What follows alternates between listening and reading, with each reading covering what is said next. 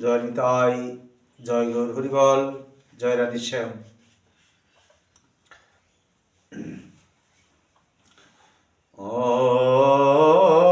অজ্ঞানাতিমিরন্ধস্য শ্লোকয়া চক্ষুরমিলিতং যেন তস্मै শ্রী গুরুবে নমঃ।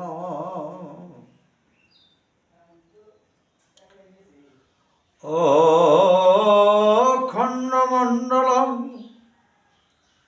করং ব্যক্তং যেন চরাচরম তস্য প্রদং দৃশিতং যেন তস্मै শ্রী গুরুবে নমঃ। ভাঞ্চকল্পতরুবস্য কৃপাসিন্ধু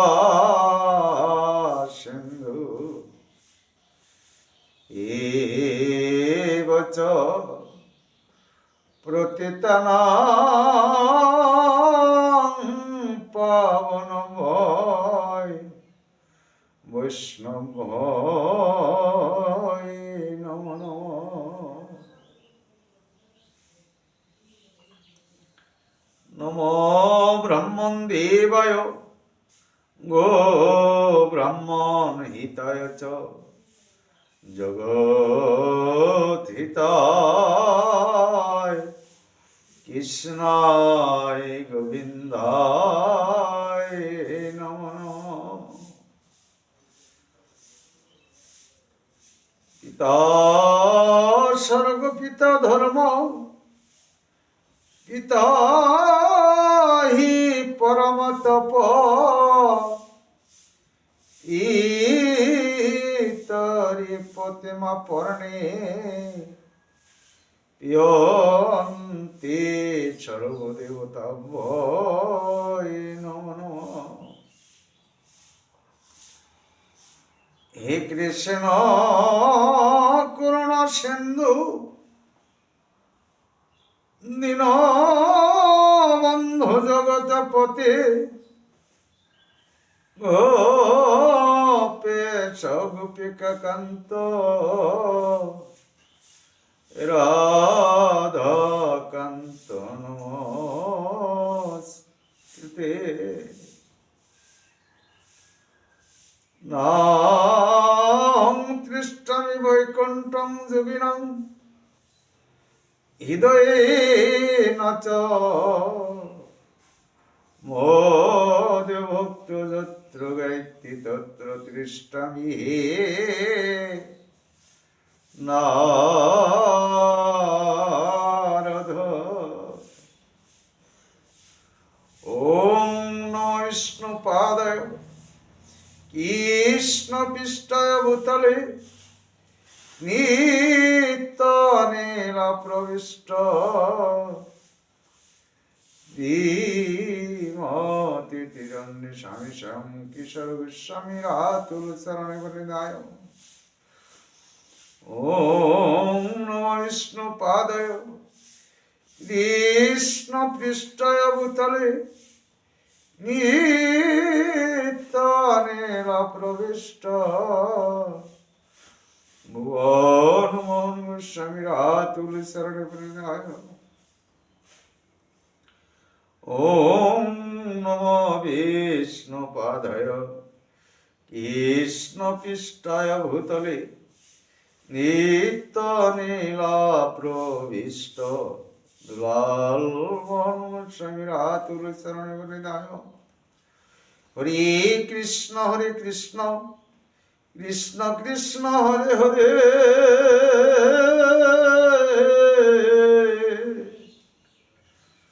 হরে রাম রাম রাম হরে হরে। জয় নিতাই, জয় গৌর হরিবল, জয় রাধেশ্যাম।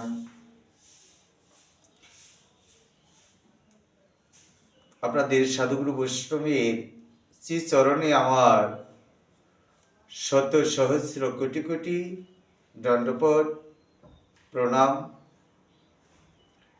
কৃষ্ণ কথা, গৌর কথা শুনলে জুড়ায় বহু ব্যথা। এই কৃষ্ণ কথা, গৌর কথা আমরা যতক্ষণ পর্যন্ত গৌর গোবিন্দের অপ্রাকৃত লীলা, তার মুখস্থিত বাণী আমরা আস্বাদন করব, ততক্ষণ পর্যন্ত যেন আমাদের একাগ্র চিত্তে কায়মন বাক্যে ভক্তি সহকারে যেন আমরা শ্রবণ করিতে পারি। শ্রীমদ্ ভাগবত সেতু সংস্কার থেকে আমার গুরুদেবের লেখা।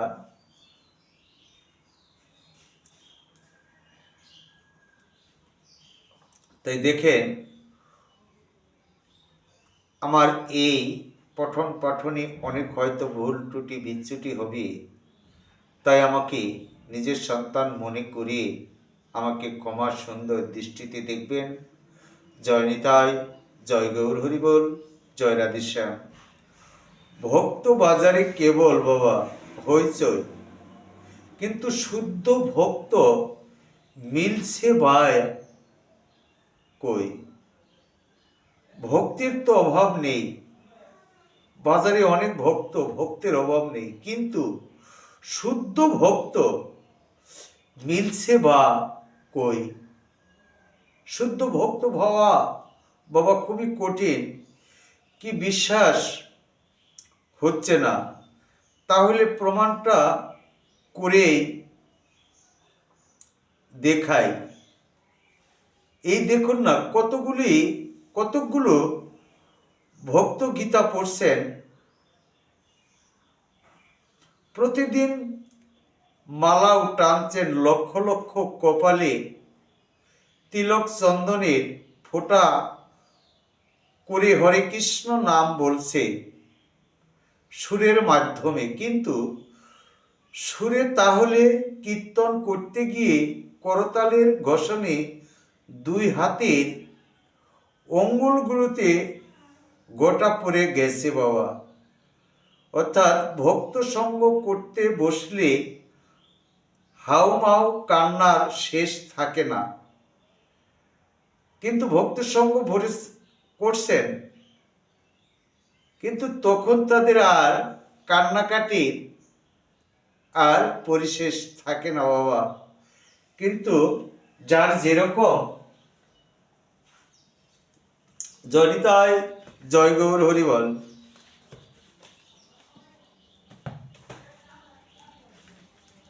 কান্না করছেন, কিন্তু ভোগ করতে গিয়ে করতালের ঘষণে দেখেন, এখানে ভক্ত সঙ্গ করতে বসলেই হাউমাউ কান্নার শেষ থাকে না। আহ্নিক জপ করার অভ্যাসে পায়ের পাশ খুরায় ঘা হয়ে যায়, কিন্তু ভগবত কথা শুনতে শুনতে কি সে গোড়াগড়ি আবার গড়াগড়ি দিতে দিতে যেন ভাবের বিভোর হয়ে পড়েন।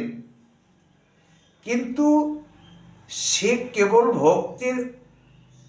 ভক্তের অনেকের ঠাকুর ঘরে গিয়ে দেখলে নজরে পড়ে একই ঠাকুরের সিংহাসনে একখানি গৌর গোবিন্দ, পাশে শ্রী লক্ষ্মী দেবী চিত্রপট,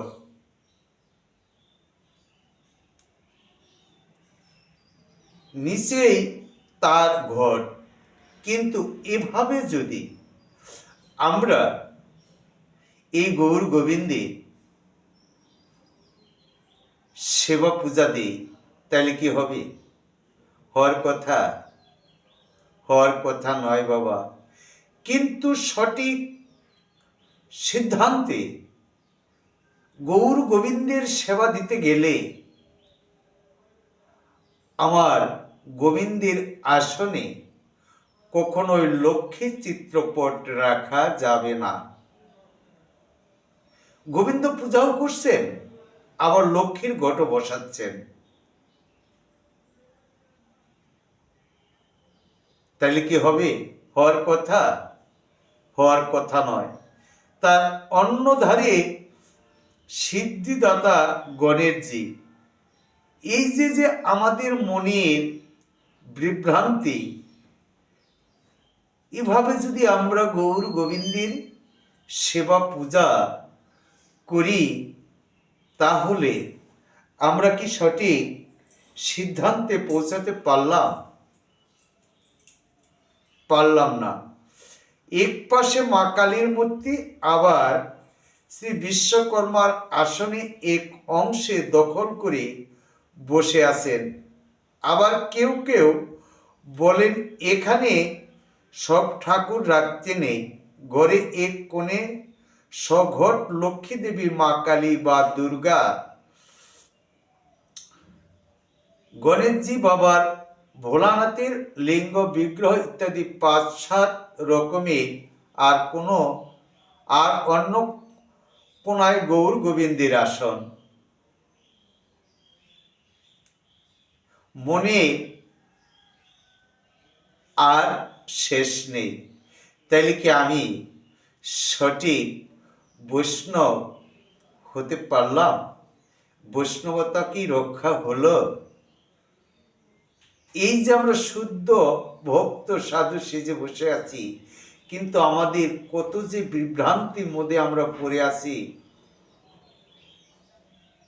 এটা না ওটা, ওটা না সেটা, এইভাবে যদি আমরা সাধন ভজন করি, হবে? হওয়ার কথা না। জয়নিতায় জয় গৌর হরিবল। তাহলে এবার বিচার করে বলুন, ওই শ্রেণীর ভক্তগণ কত আনা খাত মিশাতে মিশ্রিত সোনা ভক্ত।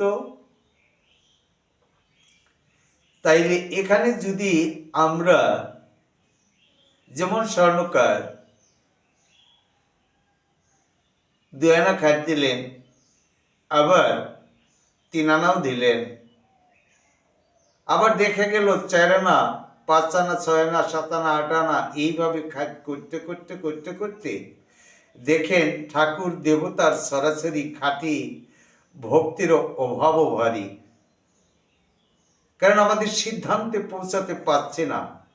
যেখানে 2 আনা, 3 আনা, 4 আনা, 5 আনা দিলাম, তারপরে মনে মানছে না যে আরো 2 আনা দিলেই হয়তো বা ভালো হবে। কাজেই এই ধরনের যদি আমরা সিদ্ধান্ত, এই ধরনের মন মানসিকতা নিয়ে যদি আমরা গৌর গোবিন্দের শ্রীচরণ সেবা দেই, সেটা কি সঠিক সিদ্ধান্ত আমরা করতে পারলাম? খাঁটি ভক্তির অভাব এই কারণেই হয়ে যায়। আমরা আমাদের মন স্থির একাগ্র চিত্তে রাখতে, ভস মানাতে পারছে না।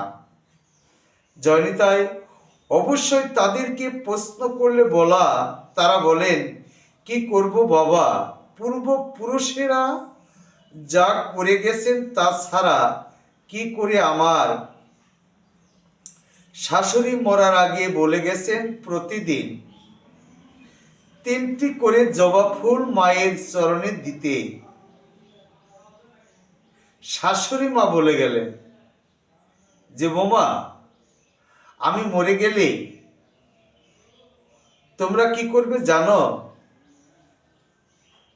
প্রতিদিন 3টে করে জবা ফুল মায়ের শ্রীচরণে দিবি। আর ওই যে মা লক্ষ্মী গোটা দেখতেছেন, ওটা আর বিয়ের পর আমার বড় যা হাতে তুলে দিয়ে বলেছেন, দেখো ছোট মায়ের যেন যত্ন করতে ভুলবে না। মনে রাখিস, ঘরে লক্ষ্মী পুজো না দিলে জল খাবি না। ওই যে যা বলে গিয়েছেন, কিন্তু লক্ষ্মী পূজা না দিয়ে কিন্তু জল পানও করবি না। তাহলে আমরা শুদ্ধ ভক্ত কেমন করে হলাম? হওয়ার কথা তো নয়। জয় নিতাই, জয় গৌর হরিবল।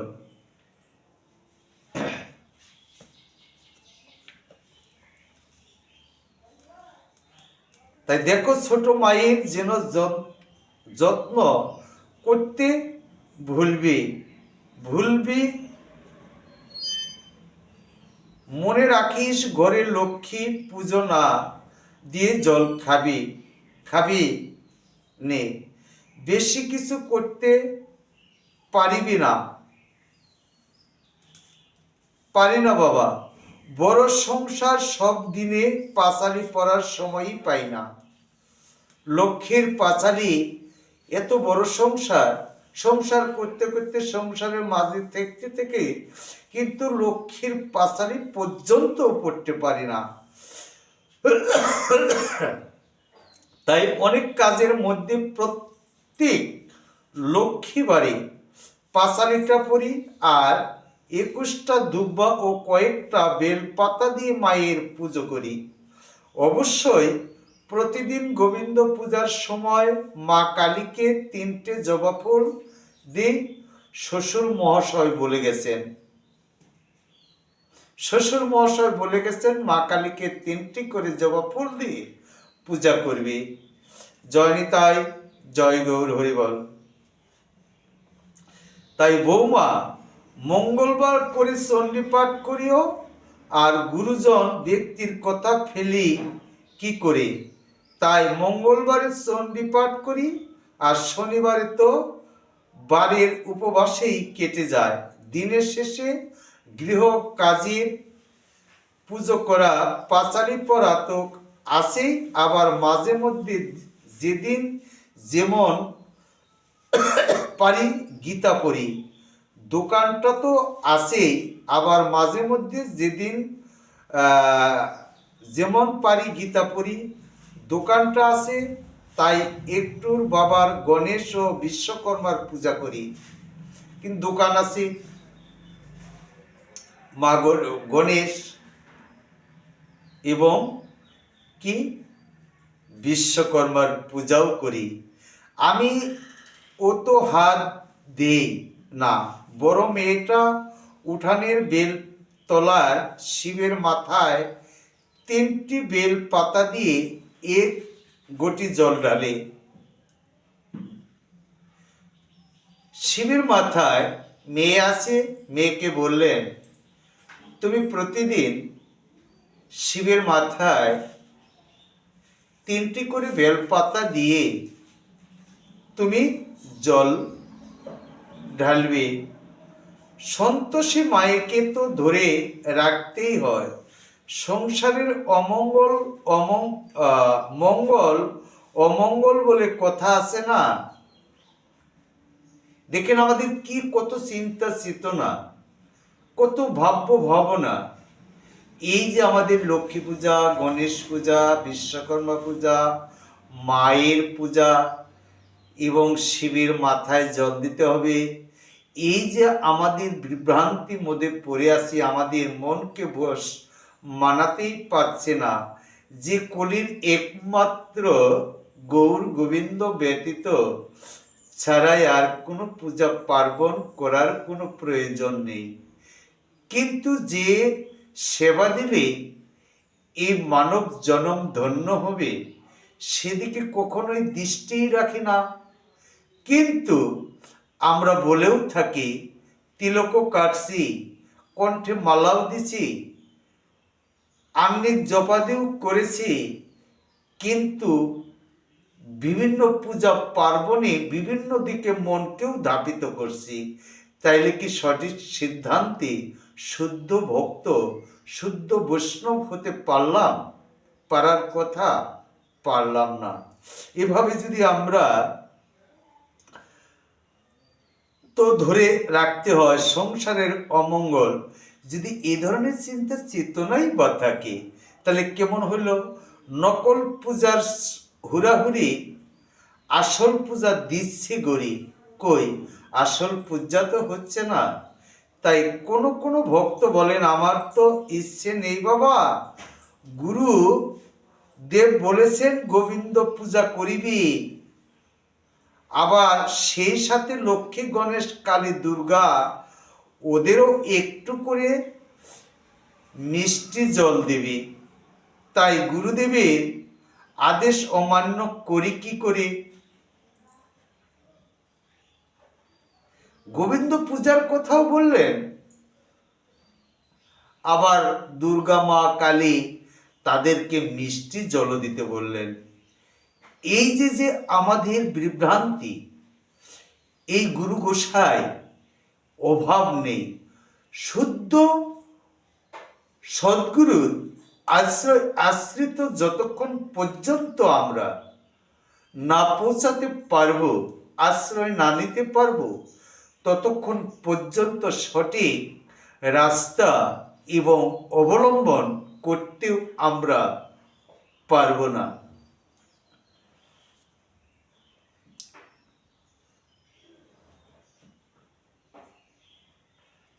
আদের সংসারে বাস করতে হলে অবশ্যই লক্ষ্মী পূজা করতে হবে, তাছাড়া নাকি লক্ষ্মী ছাড়া হতে হবে। কত সুন্দর কথা! যে লক্ষ্মী না খেলে একদিনও চলে না, সে লক্ষ্মী যদি দিবি কেন, লক্ষ্মী ছাড়ি হোসেন বাবু বাবা। জয় নিতাই, জয় গৌর হরিবল। এইভাবে যদি আমরা সিদ্ধান্ত করি, এইভাবে যদি আমরা ভাবি যে কলির একমাত্র ধর্মই হচ্ছে হরিনাম সংকীর্তন, আমার গৌরাঙ্গ মহাপ্রভু রাধা গোবিন্দের শ্রীচরণ সেবা দেওয়াই হচ্ছে কলির একমাত্র ধর্ম।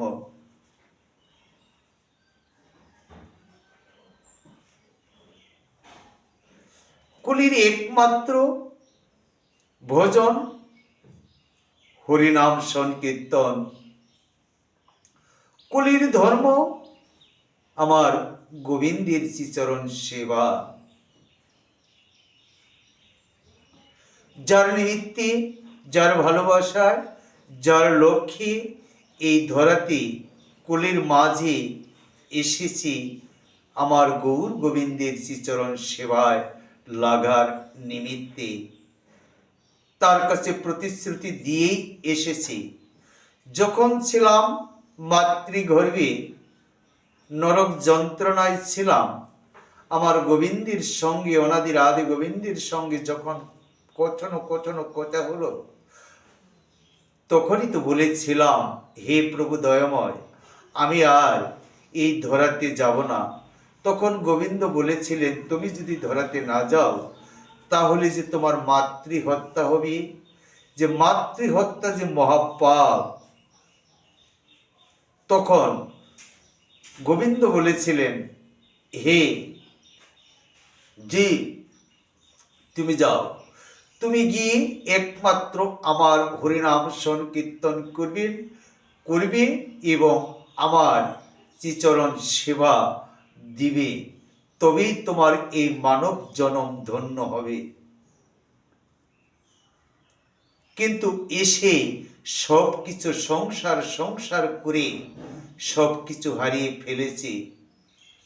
সংসার সংসার করে যে এখানে একটি টিকায় লিপি করতে হচ্ছে, দুর্লভ মানব জনম লোভিয়া সংসারে, কৃষ্ণ না বুঝিলাম দুঃখ কহিব কারে, সংসার সংসার করে মেচে গেল কাল, লাভ না হলো কিছু ঘটিল জঞ্জাল, কিসের সংসারী মায়াবাজি পায়, ইহাতে মমতা করি বৃথা দিন যায়, এ সংসার এ দেহ পতন হলে কি রবে আমার, কেহ সুখ নাহি দিবে পুত্র পরিবার, এ মায়া মহ ছাড়ি বুদ্ধিমান, নিত্য শুদ্ধি কৃষ্ণ প্রেম করুণ সন্ধান। যারা এই মায়া অতিক্রম করে আমার গোবিন্দের শ্রীচরণ সেবায় লাগতে পারছেন, তারাই একমাত্র শুদ্ধ বৈষ্ণব, শুদ্ধ ভক্ত, তারাই একমাত্র গোবিন্দের শ্রীচরণ সেবায় লাগেন এবং লাগতে পারেন একাগ্র চিত্তে। আবার কারোর মুখে শোনা যায় স্বপ্নে পাওয়া লক্ষ্মীকে বাদ দিয়ে দিব কি করি। কেউ বলে নদীতে স্নান করতে গিয়ে জলের মধ্যে হাতে পেয়েছি এক হাতের লক্ষ্মী, মায়ের ঠেলি কি করি। আবার কারুর উক্তি রথের মেলায় গিয়ে রাধা গোবিন্দের ফটো কিনে এনে সিংহাসনে বসানোর পর লক্ষ্য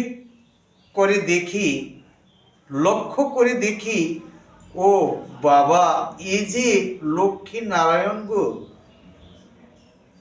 লক্ষ্মী নারায়ণ পেলোঠায় রাধা গোবিন্দের কপালে হলো ছাই।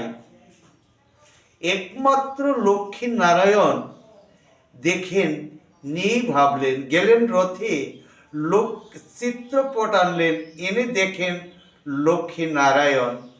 কিন্তু ঘরে যে আমার গোবিন্দ আছে, তাহলে তার সেবার কথা আর স্মরণ হলো না। কারণ আমরা সংসারে আছি, সংসার মায়ায়, সংসার যেন অলক্ষ্মী হয়ে যায়, তার সেবা দিব না। কিন্তু রাধা গোবিন্দে কৃষ্ণের কপালে পড়ে যায় ছাই। কিন্তু এটিকে হলো, এই মানব জন্ম কি ধন্য হলো? এই কোলের মাঝে এসে সমস্যার শেষ নেই বাবা, দেখেন। কিন্তু তাই বলে কি তারা সমাধান করতে হবে না? শ্বশুর শাশুড়ি, যা ননদিনী, স্বামী, ভাই বোন, স্ত্রী, পুত্র, গুরুদেব, এরকম 14 পুরুষের দোহাই দিয়ে পাবেন না। কিন্তু আচার্য কথা কিন্তু রাধা গোবিন্দের যুগল বিগ্রহ কিনে এনে প্রতিষ্ঠা করার পর চোখে পড়ল লক্ষ্মী নারায়ণ বিগ্রহ। দেখেন, এটা যে গোবিন্দের ছলনা গো বাবা। গোবিন্দ এমনভাবে প্রতিটি ভক্তকে এমনভাবেই পরিচালনা করেন। দেখেন, যেরকম মন গোবিন্দ সেইভাবেই সেই ভক্তকে কৃপা করেও থাকেন। কি লক্ষ্মী নারায়ণের করুণা, কি সে ভাব আগ্রহী ভক্তের প্রতারণা, সেটা ভাব নিধি একমাত্র ভগবানই জানেন। ভগবান ছাড়া তো আর কেউ জানার কথা নয়, ভগবান ছাড়া কেউ জানেননি। এইভাবে যদি আমরা ভাবনা করি, ভক্ত সঙ্গ করি, বাজারে কেনা বেচার সঠিক সিদ্ধান্তে আমাদের হলো না। তাই যার মন যেমন ভাব, তরে তেমনই লাভ। যেরকম ভাব, যে ভাবনা করি, ভগবান শ্রীকৃষ্ণ গোবিন্দ তিনি তাকে সেইভাবে দিয়ে থাকেন। তার লক্ষ্যটা থাকে লক্ষ্মীর দিকে, কোনো ভক্তের থাকে দুর্গার দিকে, কোনো ভক্তের থাকে কালীর দিকে। কিন্তু যার যেরকম ভাবনা, প্রভু তাকে সেইভাবেই কৃপা করেও থাকেন। ভগবানের সাথে প্রতারণা পরিণাম কি, তা একবার কি ভেবে দেখেছেন? কারোর দোহাই দিয়ে নিজের সর্বনাশ ডেকে আনবেন না।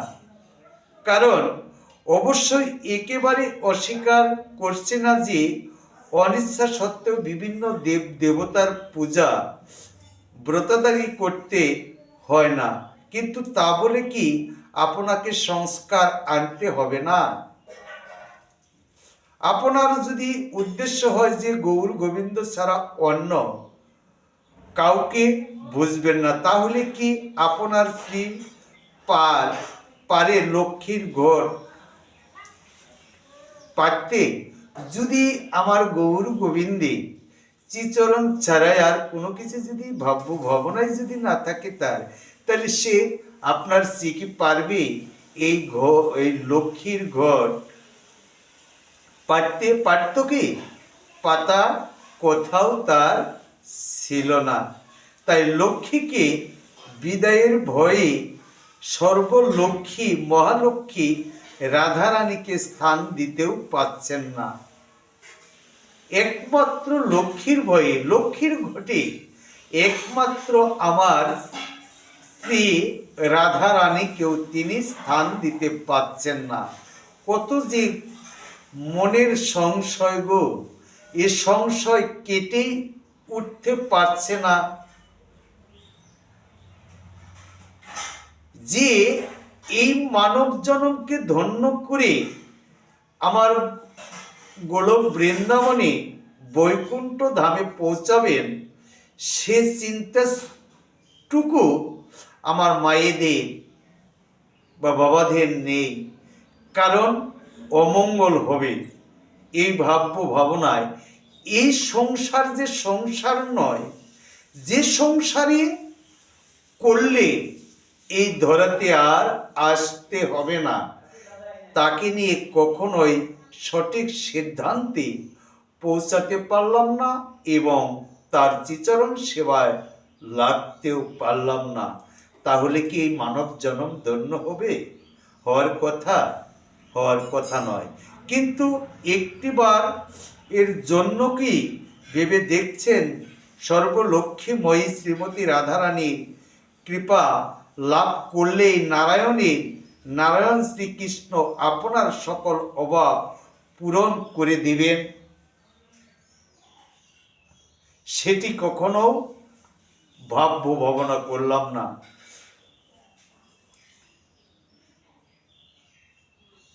যে সর্বলক্ষ্মীময়ী শ্রীমতী রাধারানীর কৃপা, যে রাধারানীর কৃপা ছাড়া তো কখনোই হয় না।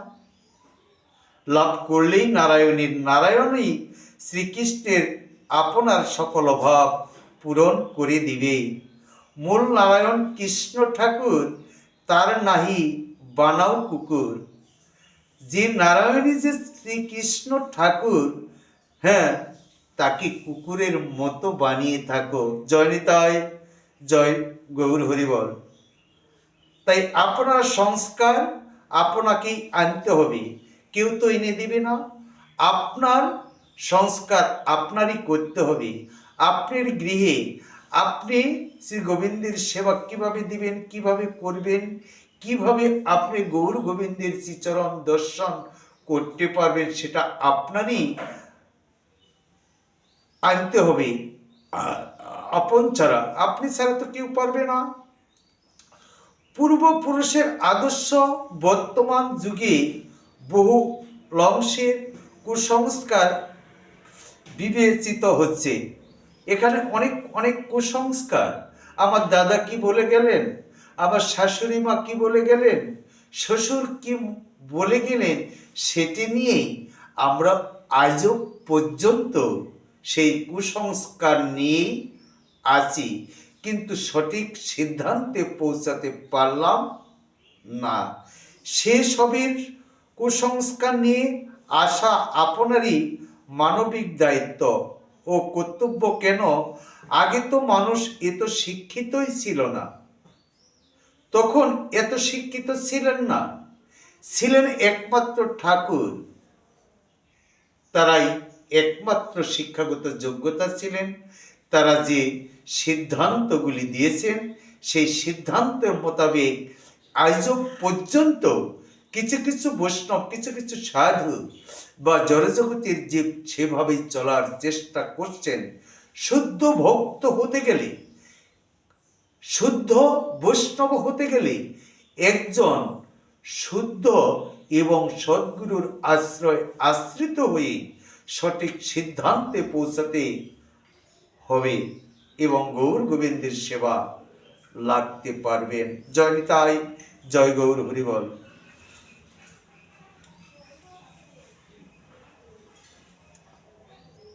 তো আগে তো মানুষ এত শিক্ষিত ছিল না, ছিল না সমাজ এত উন্নত ছিল না, এতটা সভ্যতা এবং ভদ্রতা।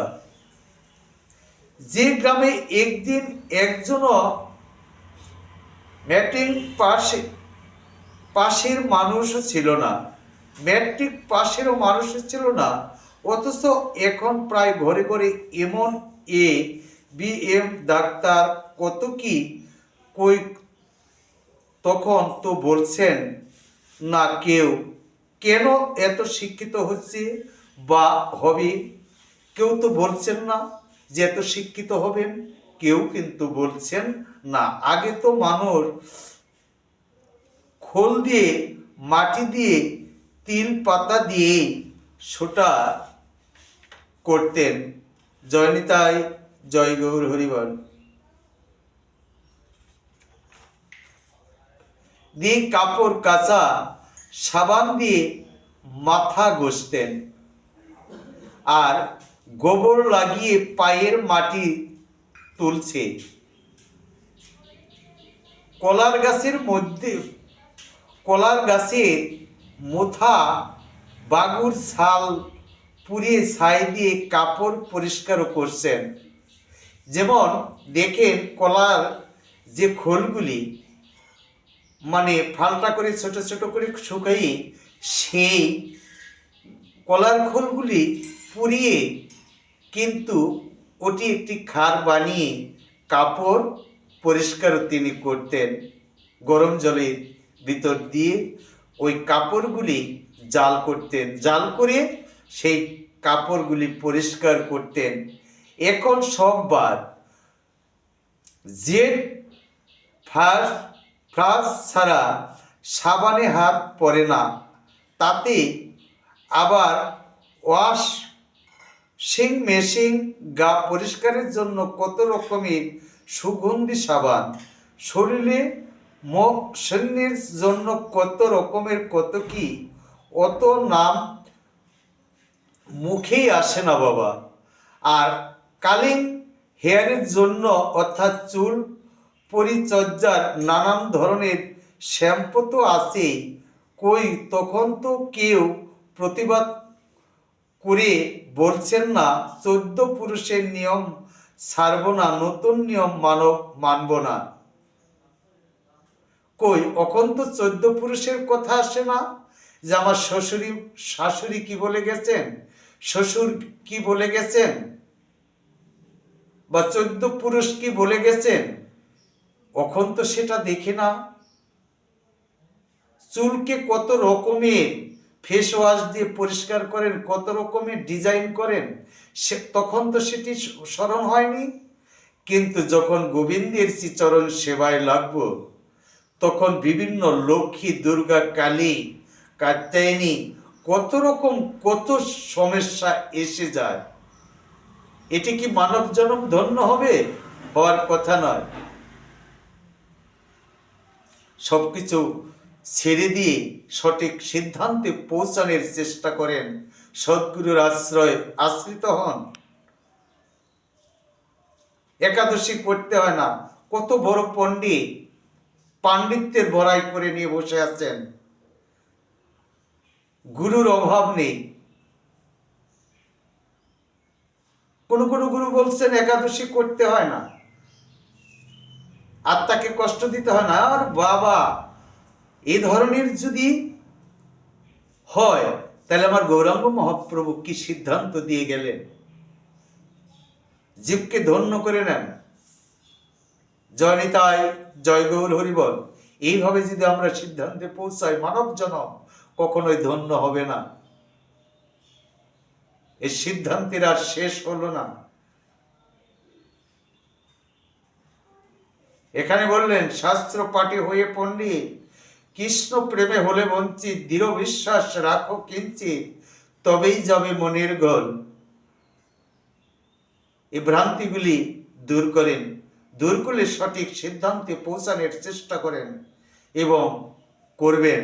জয় নিতাই, জয় গৌর হরিবল, জয় রাধেশ্যাম। হয়তো আমার অনেক ভুল ত্রুটি এবং আঘাত প্রতিঘাত লাগতে পারে, সেদিকে আমি ক্ষমা সুন্দর দৃষ্টিতে দেখবেন। জয় নিতাই, জয় গৌর হরিবল, জয় রাধেশ্যাম, হরে কৃষ্ণ।